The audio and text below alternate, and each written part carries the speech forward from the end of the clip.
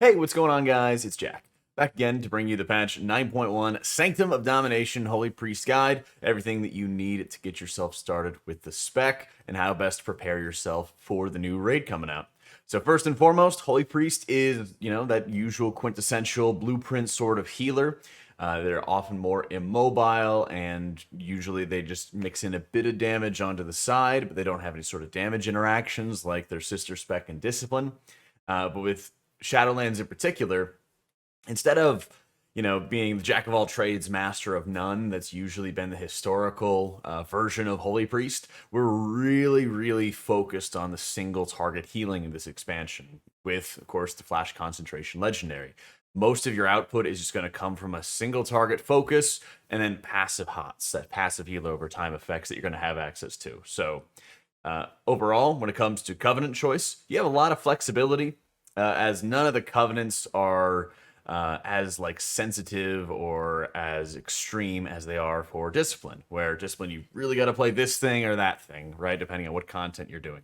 Holy Priest, pretty much plug into any of the Covenants. If you personally just really enjoy one of the aesthetics of them, feel free to pick that and it'll be fine. For those looking to min-max and everything, so that they would open up a guide on YouTube, you'd look to go Night Fae for the preferred Covenant. Some of you guys might be playing like Discipline and everything on the side, in which case, going Kyrian to split time between them is fine.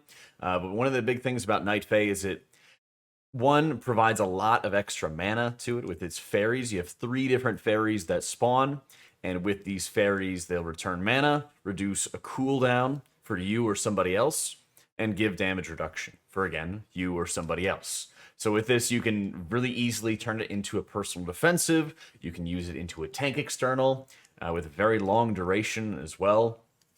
Or you can also just use it to further reduce the cooldown of your Divine Hymn or to buff up a DPS. With this, you have a lot of flexibility, and not every single raid encounter is going to make it worth to reduce the cooldown of Divine Hymn. But there will be some in Sanctum of Domination specifically that have some lengthier intermissions and a bit of like 2.5 minute damage timers, where you're going to be able to get an extra hymn out at that proper time in the raid encounter. So it's going to be really nice to be able to go Fae, but like I said, if you have some like strong preference to any one or the other, that's fine too. All right. When it comes to Soulbinds, Conduits, and everything like that, there's also been a lot of new additions to the Soulbind pages with the extra traits and everything that they have going on. Firstly, for progress, I really like Naya a lot. It's the first tier, which gives you just a large amount of mastery, and like we'll talk about in stats a little bit later, mastery is just your favorite stat. So being able to have that on hand when it comes to Conduits, your most important one that you must always have, pretty much just set and forget, is going to be Resonant Words. And with these new Soulbind updates, once you've filled out the entirety of the tree, then it starts from the top once again and then empowers each of your conduits in turn. So that first slot, that top slot, should make sure that it's Resonant Words, because whenever we get enough renown later on in the tier, then you're going to be able to have that empowered, and it's going to be an extra rank or 2 up as well. So very nice on that one. Otherwise, your other conduits are like, okay, they're kind of average in power. The Lasting Spirit conduit, of course, is really good when it comes to Mythic Plus, and it has some situational use and progression rating, notably on Kael'thas, for example, where it was extremely powerful, and every Holy Priest needed that conduit on hand to be able to perform. So watch for any areas where you might need a ton of tank support, but outside of a niche fight like that, it doesn't see a lot of raid usage. Like we mentioned previously, with legendaries, Flash Concentration, Flash Concentration, Flash Concentration. There's 4 new Covenant legendaries coming out, one for each Covenant, of course.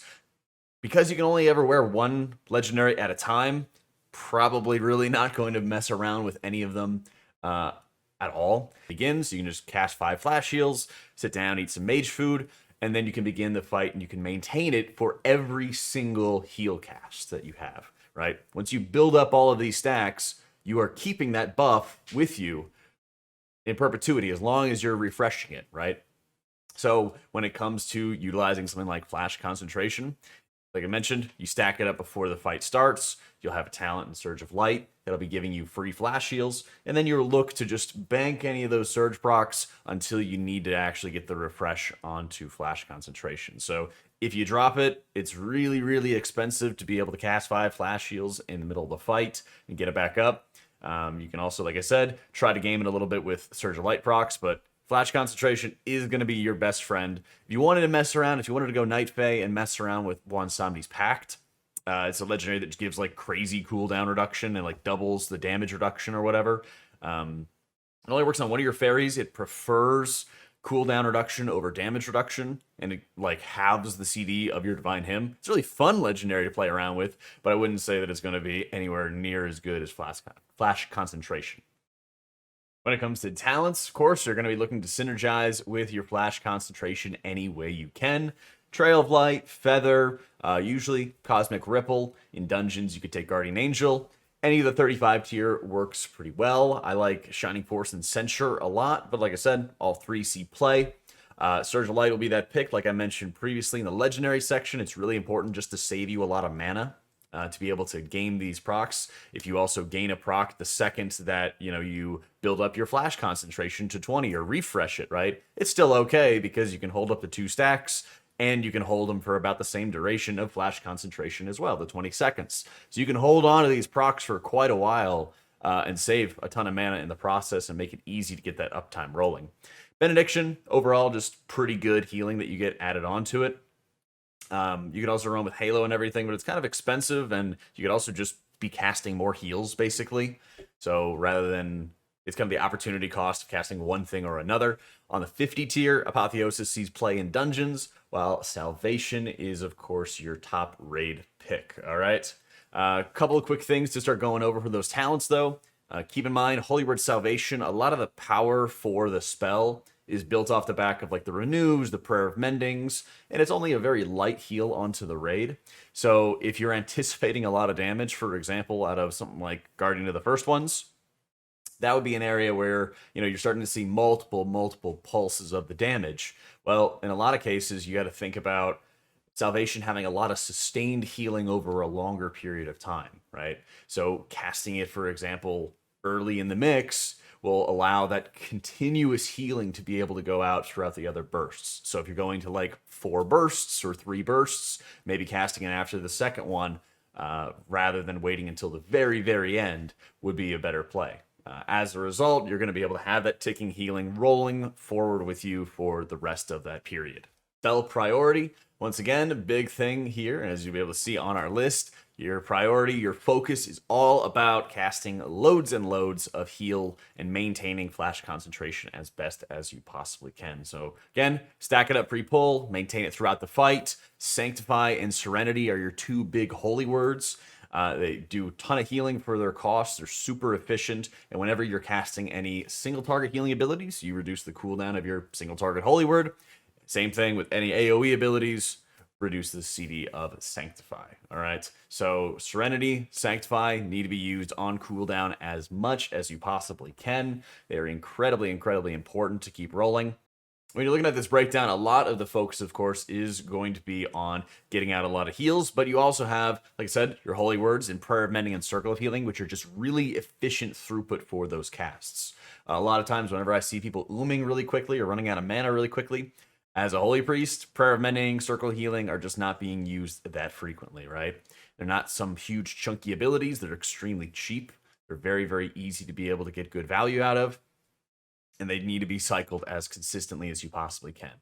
You also notice on this list that spells like Prayer of Healing and Renew are just not being cast at all. And the reason for that is, again, you have such a larger focus on single target healing, and the efficiency of those heal casts when built up to 5 stacks, when you have Trail of Light synergizing with it, when you have Resonant Words on hand as well, further buffing it, is just so much more efficient than those other alternatives. So a lot of your focus is going to be on single target heal, even when you're in an AoE environment. One of the things I like to do a lot is not fully top somebody off. Whenever I'm seeing the entire raid taking damage, I'm just jumping between targets, and I'm not healing the same person twice, because you're also going to have your Mastery, your Echo of Light, continuously ticking and leaving a hot behind whenever you drop that heal cast onto them.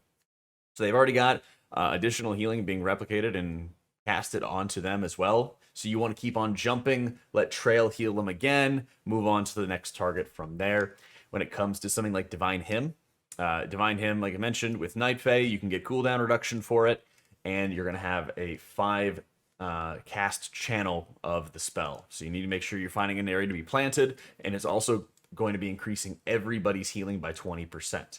So making sure, for example, you already have Flash Concentration built up, you already have your Holy Words on cooldown, coming back, Prayer of Mending, Circle Healing, and everything like that, so that when you do get that Divine Hymn cast off, not only are you getting healing value increased to your Prayer of Mending and your Echo Hots, but you're also going to be able to follow through with a lot of heal casts if there's still damage going on as well. And again, because you have that 20% buff, you're also going to more easily start topping other people off. So you want to continuously be jumping around to a variety of targets to make sure you're spreading around mastery, you're healing different targets, and reducing overheal as well. Symbol of Hope has also been revamped in 9.1, and there is actually quite a bit of interesting utility that you're getting out of this this revamped spell. So Symbol of Hope is going to give more mana back than before. It was 12% of missing mana, and now it's 18%.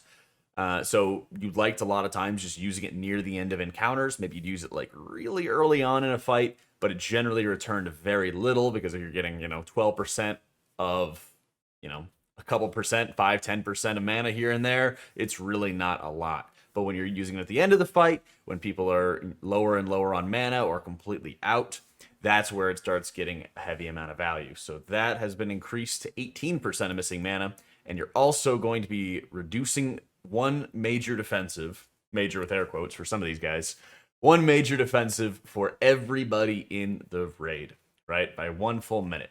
So Desperate Prayer, for example, is a 1.5 minute cooldown, and boom, you're going to chunk off a full minute there. When it comes, and we're also going to just post, here's the whole list as well. Warrior has Enraged Regen, Arms Die by the Sword, Prot Shield Wall, Shield of Vengeance for Ret. All the hunters get Exil, the mages get Mirror Image, the rogues get Vial. So, unfortunately, not the immunities for these guys. But some of the big ones are like Divine Protection, Desperate Prayer, Barkskin, amongst others, because they fully reset or almost fully reset the cooldown of them. Same thing with something like Astral Shift, right?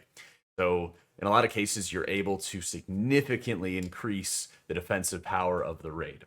Otherwise, guys, if you have any other questions about Sanctum of Domination, any of the new videos we have coming out, Mythic Plus, feel free to hit me up in the comments down below. Check out our Discord, as we're going to have all our updates about our written guides, and, of course, all the updates for our this guide and everything like that are going to be in the written pages, so be sure to check that out as well if anything changes, all right? Thanks for tuning in. Hope you guys all enjoyed it, found it useful, helpful, all that other good stuff. We're going to be streaming all of our cutting-edge progression and everything like that every single day of the week, so usually we're going to be starting around noon Eastern or 1 p.m. Eastern for a lot of our raids coming up next week. So be sure to check out the stream, follow, ring the bell, and everything for the notifications and all that jazz. Thanks so much for watching, guys. I'll catch y'all next time. As well, if anything changes, all right? Thank you much. Thanks so much for tuning in. Hope you all enjoyed it, guys. And